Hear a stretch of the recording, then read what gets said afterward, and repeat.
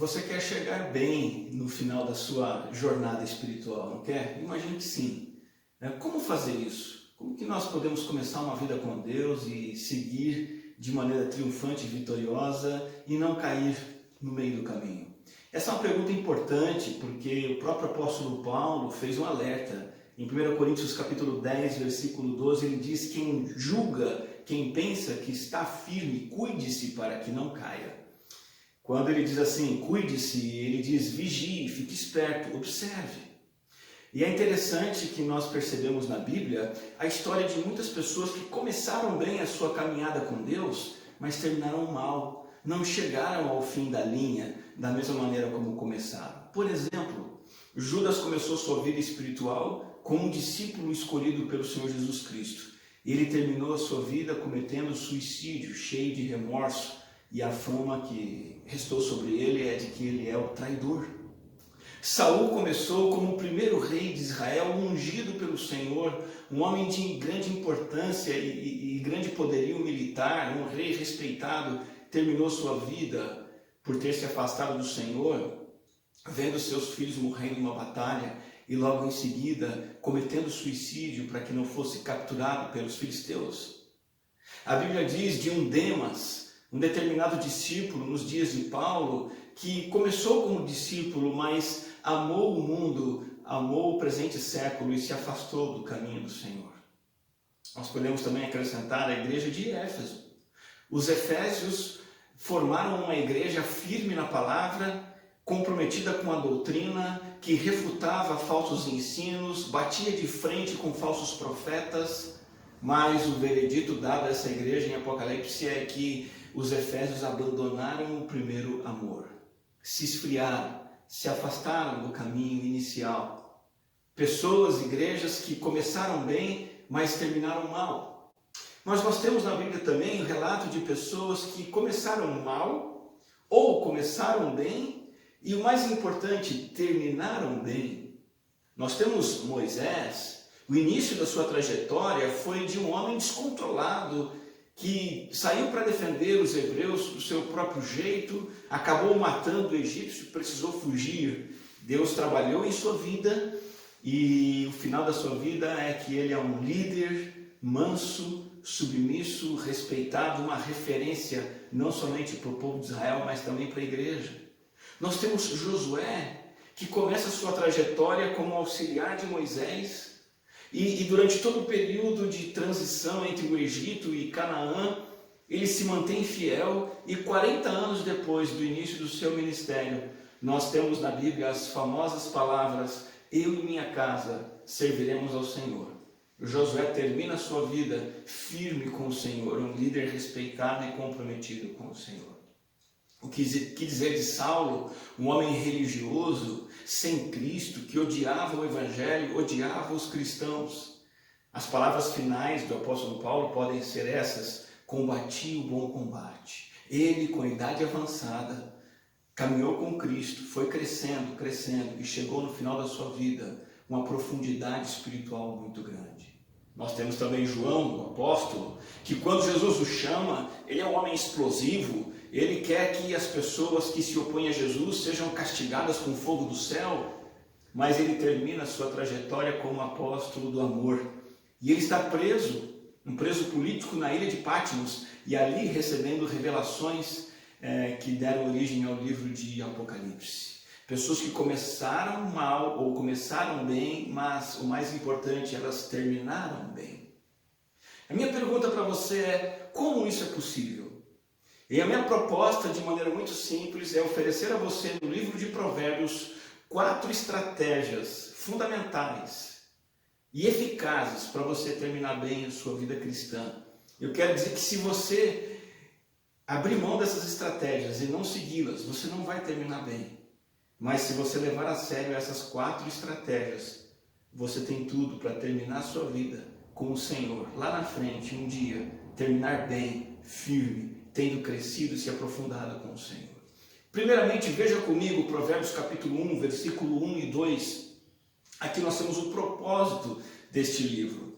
Diz assim: estes são os provérbios de Salomão, filho de Davi, rei de Israel, eles ajudarão a experimentar a sabedoria e a disciplina, a compreender as palavras que dão discernimento. Trocando em miúdos, o que significa isso? O propósito deste livro de Provérbios está declarado aqui. É levar o leitor a ter uma vida de temor e reverência a Deus e de obediência prática a Deus, uma vida alinhada com o ponto de vista divino para todas as coisas.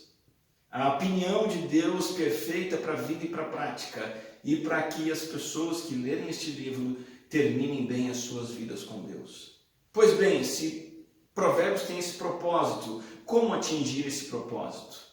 O próprio livro de Provérbios nos apresenta essas 4 estratégias. A primeira delas, grave e procure alinhar-se com essas estratégias. A primeira delas é ler a Bíblia regularmente. Não tem como você terminar a sua vida cristã com saúde, com força, com dignidade, se você não for uma pessoa que lê as Escrituras regularmente. É por isso que diz que esses provérbios foram escritos, ora, para ajudar a experimentar a sabedoria e a disciplina.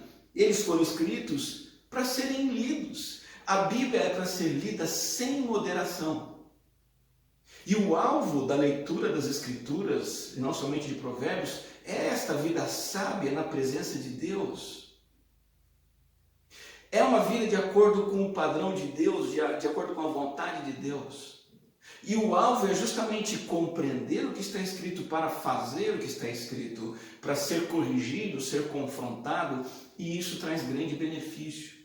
Você obterá muito mais benefício lendo as Escrituras, entendendo e deixando que Deus te mostre tuas faltas, teus erros, tuas limitações. Você terá muito mais benefício nisso do que com qualquer outra coisa que você possa buscar na sua vida. Eu quero fazer uma observação, é que a Bíblia é para ser lida e estudada, não como se estuda uma matéria da escola ou da faculdade. A Bíblia é diferente. Ela precisa ser lida e estudada em oração, em intercessão. Porque a oração é a nossa resposta àquilo que Deus está falando conosco. Nessa época de pandemia e isolamento, eu tenho dado aulas online. E como é esquisito você dar uma aula virtual, você atrás do computador, os alunos nas casas deles também atrás do computador deles, você está lá dando a aula, você faz uma pergunta, aquele silêncio, sem resposta nenhuma. Os alunos todos intocados nas suas casas, câmera fechada, parece que você está falando com ninguém. Nós precisamos ler a Bíblia e dar um feedback, uma resposta para Deus, e isso é feito através da oração. A oração também é importante porque é a maneira como nós nos capacitamos para essa tarefa. Pela oração nós obtemos o poder para ter vontade de ler a Bíblia, para ter a capacidade de entender a Bíblia e para ter a capacidade de praticar o que está escrito. Sem oração, nada feito.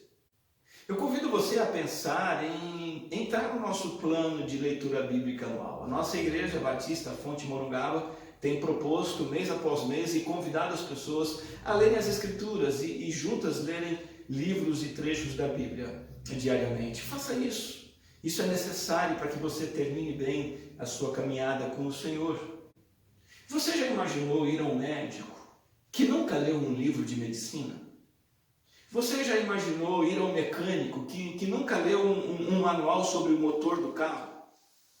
Você já imaginou procurar um oftalmologista ou um técnico em ótica que não sabe nada do assunto?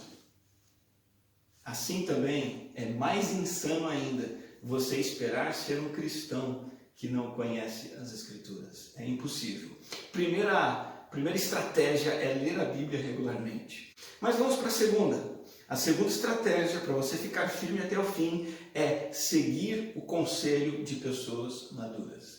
Além de você estar apegado às Escrituras, você precisa estar ligado a pessoas maduras que vão te aconselhar e você vai seguir o que elas dizem. Provérbios capítulo 19, o versículo 20, vai dizer o seguinte, Provérbios 19, 20, ouça conselhos e aceite instruções e acabará sendo sábio. Ser sábio no futuro Ser sábio nos dias por vir, e o texto diz, acabará sendo sábio, inclui ser sábio lá na frente, lá no fim, até o fim. Para que isso aconteça, eu preciso ouvir conselhos e aceitar instruções. Nada mais é do que você ter mentores na sua vida. O que são mentores? São pessoas que passaram pelo que você não passou ainda. Mais velhas, mais vividas. E pessoas que passaram biblicamente, isso é, olhando para a Bíblia e seguindo o padrão das Escrituras. Pessoas que viveram o que você não viveu. Que já se casaram e você ainda não se casou. Que já tiveram filhos, você ainda não teve. Que já tiveram netos e você ainda não experimentou essa oportunidade. Pessoas que já se depararam com a morte, lutaram com o câncer e você ainda não. Pessoas que já viveram coisas e que podem te ajudar a passar pelo que elas passaram. Esses mentores precisam ser pessoas comprometidas com as Escrituras, que passam pelas experiências, que passaram pelas experiências de acordo com a Bíblia, e de preferência que seja uma pessoa do mesmo sexo que você, para evitar a aparência do mal ou mesmo o próprio mal em si. Esse é o padrão nas Escrituras. Timóteo não se levanta como um grande líder em Éfeso sozinho. Ele tem o seu mentor, que é Paulo. Josué, falamos sobre ele, grande militar e líder de Israel, não se formou sozinho, ele foi mentoreado por Moisés. Pedro, o grande líder Pedro, não se formou sozinho como líder, ele foi mentoreado nada menos, nada mais do que pelo Senhor Jesus Cristo. Esse é um padrão para a igreja também, no Novo Testamento, quando você lê a carta de Paulo a Timóteo, a primeira carta, ali Paulo diz claramente para os homens mais velhos discipularem os mais novos, as mulheres mais velhas discipularem as mulheres mais novas.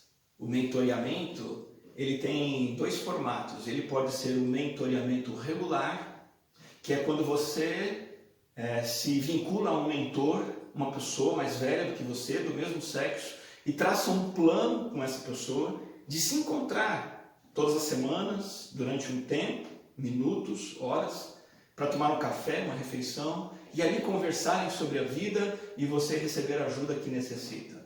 Esse é um trabalho de mentoria regular. Pode ser também a mentoria pontual. Embora você não sente regularmente com o mentor, mas quando surge uma necessidade específica, você procura uma pessoa que seja referência para você, marca uma conversa, pede ajuda e busca orientação. Eu vou dizer para você, é impossível você terminar bem sem o conselho de pessoas maduras, conselhos esses que você vai se comprometer a seguir. Essas duas primeiras estratégias são ler a Bíblia regularmente, seguir o conselho de pessoas maduras. Terceira estratégia, para você continuar firme até o fim, é manter na sua vida boas companhias. Mantenha boas companhias, esteja cercado de boas companhias. Provérbios capítulo 13, versículo 20, vai dizer o seguinte, Provérbios 13, 20, aquele que andar aqui é caminhar junto, conviver, ter ao redor, aquele que anda com sábios, será cada vez mais sábio. Mas o companheiro, isto é, a mesma coisa, aquele que anda junto, que está cercado, o companheiro de tolos, a Bíblia diz, acabará mal. O resultado da sua vida, neste versículo, está diretamente relacionado às pessoas com quem você escolher andar. É definido e determinado por isso. Se você conviver com pessoas sábias, você vai ser sábio e bem-sucedido. Se você conviver com tolos, você vai acabar mal. Isso diz para mim que você e eu devemos escolher com cuidado todos os nossos amigos. Porque amigo é aquela pessoa com quem a gente procura se encontrar sempre. Isso diz para mim que eu tenho que ter ainda mais cuidado em escolher os amigos íntimos, aqueles que vão conhecer-me, a minha alma, meu coração, a minha vida mais de perto. Escolher com cuidado os amigos. Isso diz para mim que esses amigos precisam ter um perfil que a Bíblia valide, que as Escrituras autorizem. Esse perfil é de serem pessoas que temem ao Senhor, pessoas que sejam disponíveis pessoas que sejam confiáveis, pessoas que sejam de caráter qualificado para terem confiança. Isso também diz para mim que a igreja deve ter um papel crucial e uma presença marcante na minha vida. Porque a igreja é a comunidade de amigos que Jesus criou para que andassem juntos e fossem boas companhias uns para os outros. E isso diz para mim, finalmente, ainda mais, que na igreja é de fundamental importância que você tenha um grupo pequeno de pessoas com quem você vai se encontrar semanalmente para compartilhar a palavra de Deus, orar e falar sobre a vida. Se você não tiver este grupo de amigos e não estiver cercado de boas companhias, eu tenho uma má notícia: você não vai conseguir ficar firme até o fim. E pensando nessa era digital, é importante ter cuidado também com a internet, porque agora nós convivemos virtualmente, nós temos amigos, nós temos redes sociais, interagimos, e muito cuidado com o que você tem visto nas redes sociais. A quem você tem curtido, quem você tem seguido, o que você tem lido, que vídeos você tem assistido. Essas são influências, são companhias. Essas companhias são tolas ou são companhias sábias? Não se esqueça disso. O tipo de companhia que eu escolho determina o resultado da minha vida. Mas sabe, mesmo tendo a prática de ler a Bíblia diariamente, mesmo tendo conselhos de pessoas maduras que eu sigo, mesmo tendo boas companhias ao meu redor, ainda assim existem situações que essas três coisas não são suficientes. Eu chamo a sua atenção para a última estratégia, a quarta estratégia para você ficar firme até o fim. É que quando ler a palavra, ouvir conselhos e ter amigos não funciona, às vezes não funciona, às vezes nós precisamos de algo mais. E Deus personaliza o tratamento dele conosco, e Deus intervém. E ele intervém através de repreensões, dificuldades, aflições. A quarta estratégia é: preste atenção às repreensões da vida. Preste atenção, esteja atento às repreensões da vida. Provérbios capítulo 1, versículo 23, diz assim: se acatarem a minha repreensão. Repreensão não é carinho, repreensão aqui não é afago, repreensão é castigo, é dureza, é vara. Se acatarem a minha repreensão, eu darei a vocês um espírito de sabedoria e revelarei a vocês os meus pensamentos. Vira e mexe, você e eu precisamos de vara. A dor é a aula particular que Deus nos dá. É quando Ele intervém para nos dar sabedoria. Recentemente estive conversando com um senhor que teme a Deus e que passou por um grave acidente. Um acidente que quase tirou a sua vida, o deixou debilitado, e ele encontrou muita dificuldade em se recuperar. Mas ele, por crer no Senhor Jesus Cristo, disse o seguinte: olha, Daniel, pastor Daniel, esse acidente foi uma bênção na minha vida. Eu estava me achando demais. E foi o chacoalhão que Deus me deu para eu me acalmar, para as coisas se assentarem e para eu alinhar meu coração, a minha mente e a minha conduta com o Senhor. Foi uma repreensão que ele recebeu, e essa repreensão serviu para que ele fosse repreendido e edificado e abençoado pelo Senhor. É o que nós vemos em Jonas. Jonas é o profeta que está o tempo todo tendo a sua orelha puxada por Deus. Deus o pressiona, Deus o empurra, Deus dificulta as coisas para ele, porque ele não estava ouvindo os conselhos, ele não estava ouvindo a palavra, e ele não estava ouvindo os ensinos do seu povo, e então ele foi repreendido pela vida. Deus tem propósitos didáticos quando nos faz sofrer. Sempre. Nenhum sofrimento exclui o propósito didático do Senhor. A questão é: eu vou espernear ou eu vou crescer? Espernear talvez é o que a maioria das pessoas fazem. Não aceita, questiona, procura culpado. Crescer significa submeter-se ao castigo do Senhor, buscar a sua presença e depender dele. Existem dois textos no Novo Testamento que lançam grande luz e grande riqueza de entendimento sobre essa questão. O primeiro está em Hebreus capítulo 12, versículo 11. Esse texto mostra que, de fato, a vara e o castigo não é nada agradável. Hebreus capítulo 12, versículo 11, diz assim, Hebreus 12, 11, nenhuma disciplina parece ser motivo de alegria no momento, mas sim de tristeza. Mais tarde, porém, produz fruto de justiça e paz para aqueles que por ela foram exercitados. A Bíblia não diz que é gostoso sofrer. E a Bíblia diz que de fato não é motivo de alegria, mas de tristeza. Mas ela nos lembra que mais tarde o resultado da dor e do sofrimento é justiça e paz naqueles que são exercitados pelo sofrimento. O sofrimento nos exercita, a dor nos treina, nos qualifica. E outro texto profundamente rico sobre este assunto é Romanos capítulo 5, versículo 3. Romanos capítulo 5, versículo 3, que vai dizer para nós o seguinte.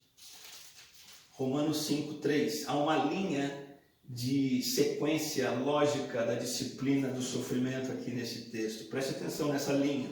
Romanos 5, 3. Não só isso, mas também nos gloriamos nas tribulações. Então, primeira etapa da linha são as tribulações. Nos gloriamos nas tribulações, porque sabemos que a tribulação produz perseverança. Segunda etapa. A perseverança é um caráter aprovado, que é a terceira etapa. E o caráter aprovado produz esperança, que é a quarta etapa. E esta é a linha. Tribulação, perseverança, caráter aprovado e esperança. Deus tem propósitos especiais para nós através das repreensões da vida.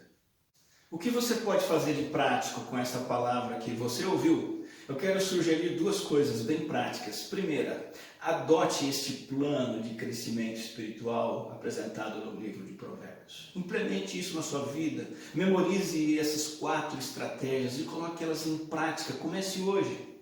Comece hoje o seu compromisso de ler a Bíblia regularmente, diariamente. O que você vai ler nas Escrituras? Em que horário? Aonde você vai ler? E comece a fazer isso. E não pare nunca mais.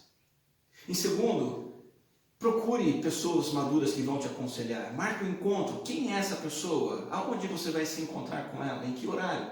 Vá atrás de ajuda e converse. Terceiro, faça uma revisão das suas companhias. Com quem você tem andado?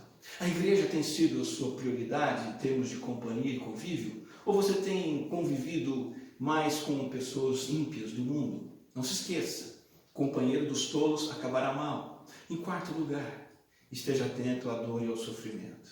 Veja o que você pode aprender através das suas dificuldades. Procure parar de reclamar e buscar a ajuda de Deus para que você cresça nesses momentos. Em primeiro lugar, então, adote essas 4 medidas, essas 4 estratégias. Em segundo lugar, em qual dessas 4 você precisa fazer ajuste? Talvez você esteja passando por uma dificuldade e não está reagindo corretamente, tem reclamado, tem achado ruim, tem procurado escapar do problema. É hora de mudar o foco, mudar a oração e dizer: Senhor, aqui estou, faça na minha vida o que o Senhor quiser. O que eu quero aprender nesse sofrimento é reagir de maneira correta e santa, de maneira que te agrade. Talvez você precise fazer ajuste, como já disse, nas suas companhias, seja na internet, seja nos seus eventos semanais. Talvez você precise começar a dar prioridade ao convívio com o povo de Deus, a igreja. Talvez ajustar a sua leitura bíblica. Tem negligenciado isso? Melhore isso, aprimore isso, gaste mais tempo, leia mais, procure entender mais, procure anotar lições práticas do que você deve fazer e como agir à luz do que a Bíblia tem te ensinado. Talvez você precise parar de fazer as coisas sozinho, do seu jeito, e começar a ouvir conselhos de pessoas maduras. Não é demais repetir, eu quero repetir mais uma vez. Você não tem chance de terminar bem a sua vida com Deus sem seguir essas 4 estratégias, todas elas. Mas se você segui-las com coração piedoso e humilde, o seu futuro é um futuro como o de Moisés, como o de Josué, como o do apóstolo Paulo, do apóstolo João e tantos outros homens e mulheres de Deus nas Escrituras, que começaram bem ou mal, mas que terminaram bem a sua trajetória. E neste momento eu quero fazer uma oração junto com você. Vamos falar com o Senhor. Pai amado, tua palavra nos alerta para o fato de que se estivermos de pé, devemos tomar cuidado para não cair. Nós queremos então, Senhor, nos comprometer com essas estratégias perfeitas que o Senhor nos deu para continuarmos firmes na nossa caminhada. Ajuda-nos, pois, por nós mesmos não temos força e condição para isso. Nos ajuda a ler tua palavra para praticá-la. Nos ajuda a ouvir conselhos de pessoas maduras, a estarmos cercados de amigos fiéis a ti e, principalmente, aprendermos, ó Deus, com as dificuldades que a vida nos apresenta, pois elas são o ensino que o Senhor traz para o nosso crescimento. Queremos, ó Deus, terminar bem, honrando o Senhor, debaixo da tua graça. Em nome de Jesus. Amém.